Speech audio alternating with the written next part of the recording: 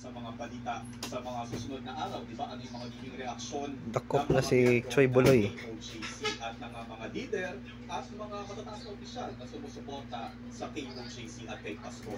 Sinusubukan pa rin yata natin, partner, na makontak ang ating reporter si Hernel Tocmo para mabigyan po tayo ng update kung ano yung nangyayari doon, dahil alam naman po ninyo na talagang mataas yung tensyon doon sa KOJC mula po nang magsimula ang pulis sa kanilang paghahanap kay Pastor Apollo Kibuloy para nga iserve itong warrant. So hindi natin alam ngayon kung ano yung sitwasyon at kung kumbaga kontrolado pa rin ba ng pulisya, di ba? Baka kasi hindi rin pumayag yung mga tao o umalma, di ba, pag kinukuha na si Pastor Apollo Kibuloy. So yan po ang ating binabantayan sa ngayon. Sana makaabot si Hernel sa kanyang update. Pero kung hindi man po, mga kapamilya, tumutok lamang po sa ating News Patrol pagkatapos po ng TV Patrol